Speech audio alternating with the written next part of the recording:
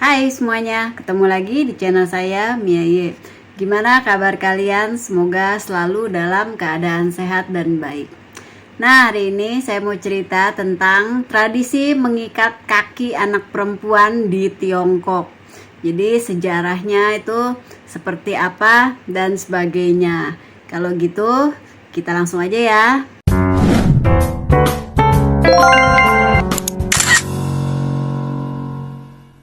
Tradisi mengikat kaki anak perempuan di Tiongkok menurut catatan sejarah berlangsung selama 1000 tahun lama ya.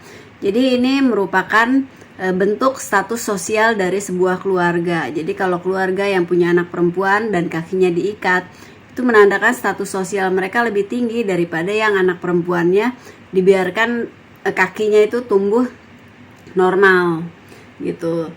Jadi anak yang kakinya diikat menjadi kecil itu, nih contohnya sampai sepatunya sekecil ini, itu kan mereka otomatis nggak bisa bekerja kasar, nggak bisa bekerja bantu orang tuanya di ladang, di sawah dan sebagainya. Berjalan pun harus pelan-pelan dan dipapah oleh pelayan mereka di kanan kiri gitu.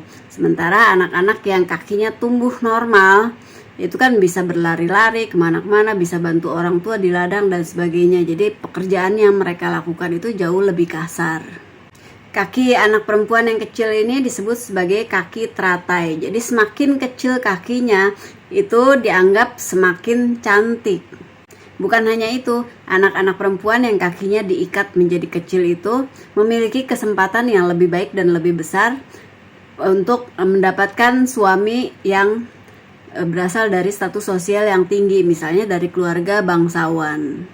Proses pengikatan kaki dimulai ketika seorang anak masih kecil, jadi sekitar 2 tahun sampai 6 tahun.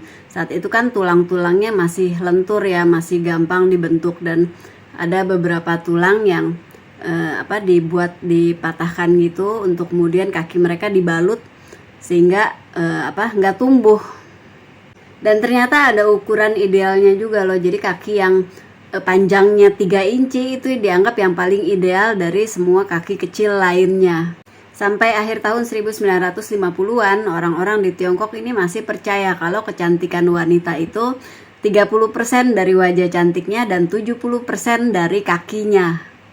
Dan para prianya sampai saat tren itu masih berlangsung, bukan hanya menganggap wanita yang kakinya kecil itu cantik, tapi juga merasa bahwa mereka bisa dikendalikan dengan baik, bisa diem aja di rumah, nggak keluyuran kemana-mana seperti orang yang kakinya normal. Tapi praktek pengikatan kakinya sendiri sudah mulai dilarang oleh pemerintah Tiongkok pada tahun 1911. Jadi begitu dinasti Qing terguling dan terjadi revolusi Tiongkok. Kalau bicara dari segi sejarah, ada beberapa versi cerita tentang tradisi pengikatan kaki anak perempuan di Tiongkok ini. Yang pertama, tradisi ini dimulai sejak tahun 580 Masehi. Ini untuk meniru selir kesayangan kaisar yang kakinya kecil. Sejarah lainnya mengatakan tradisi ini sudah dimulai sejak masa dinasti Song, sekitar tahun 985 Masehi. Jadi saat itu seorang kaisar dari dinasti tersebut sedang tergila-gila kepada seorang penari. Mungkin karena penari itu memiliki kaki yang kecil dan dia bergerak dengan sangat pelan tapi mungkin luas gitu. Jadi kaisar merasa senang saat melihatnya. Tidak seperti tradisi lainnya yang berkembang dengan sangat pesat di Tiongkok, tradisi yang satu ini berkembang dengan sangat lambat. Karena ini awalnya melambangkan kekayaan gitu. Jadi hanya orang-orang tertentu yang dapat mengikat kaki anak perempuannya sampai sekecil itu. Baru pada tahun 1000 Masehi, tradisi ini menyebar dengan luas dan jadi bukan hanya keluarga bangsawan aja, tapi banyak gadis-gadis yang akhirnya mengikuti kebiasaan itu. Jadi orang tua mereka mengikat kaki anaknya itu sejak kecil hanya untuk mendapatkan status sosial yang lebih baik daripada sebelumnya. Jadi seperti yang saya sebutkan di atas, hanya orang-orang tertentu atau keluarga-keluarga tertentu yang membiarkan kaki anak perempuan mereka tumbuh dengan normal karena mereka membutuhkannya untuk membantu bekerja di ladang, di sawah, dan sebagainya. Sebenarnya Kaisar Kangxi dari dinasti Qing sempat melarang praktek seperti ini pada tahun 1664, tapi akhirnya ia kalah karena kan itu tradisinya sudah sangat mengakar gitu, dan setiap keluarga memiliki tujuan yang nyaris sama, yaitu mengubah status sosial mereka, membuat putri mereka itu bisa menikah dengan keluarga bangsawan. Sebelum dihentikan secara resmi oleh pemerintah Tiongkok pada tahun 1911, sebenarnya kalangan intelektual itu sudah berusaha untuk menghentikan tradisi tersebut sejak tahun 1902. Tapi itu kan tradisi yang sudah mengakar, jadi nggak mudah untuk langsung menghentikan begitu saja. Nggak mudah juga bagi orang-orang untuk percaya bahwa kaki yang tumbuh normal itu akan lebih baik dibandingkan kaki yang diikat gitu. Jadi itu kan urusannya dengan mindset ya kalau udah kayak gitu.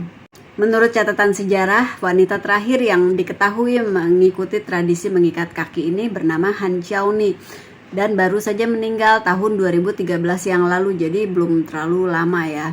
Tapi di belakang beliau itu sudah dipastikan masih banyak perempuan-perempuan yang mungkin di desa-desa yang masih ada yang kakinya itu kecil-kecil gitu. Karena kan udah dibilang tadi, tradisi ini nggak bisa serta-merta dihilangkan walaupun ada aturan dari pemerintah gitu. Mereka yang sudah terlanjur diikat kakinya atau yang masih meyakini bahwa status sosial keluarga mereka dapat berubah dengan kaki kecil itu, ya pasti masih berusaha untuk melakukan tradisi tersebut gitu. Nah, kalau orang-orang di Tiongkok itu menggandrungi kaki-kaki yang kecil, orang-orang di luar Tiongkok itu, orang-orang asing di abad ke-19 sampai ke-20 itu justru memandang rendah para perempuan yang berkaki kecil karena mereka dianggap bodoh, kenapa mau aja kakinya diikat gitu. Setelah terjadinya revolusi, itu kan banyak perempuan dari Tiongkok yang pergi meninggalkan negeri mereka, mengikuti keluarga mereka, mengikuti suami. Mereka menetap di tempat yang baru di berbagai belahan dunia. Nah, kalau dari teman-teman sendiri gimana? Masih ada nggak leluhurnya yang punya kaki kecil kayak gimana? Boleh silakan share di kolom komentar di bawah ini. Nah, kalau begitu sekian dulu video saya hari ini. Semoga suka, semoga bermanfaat. Terima kasih buat teman-teman yang sudah menonton dan sudah selalu mendukung channel ini. Sampai ketemu lagi di cerita-cerita yang lainnya. Salam!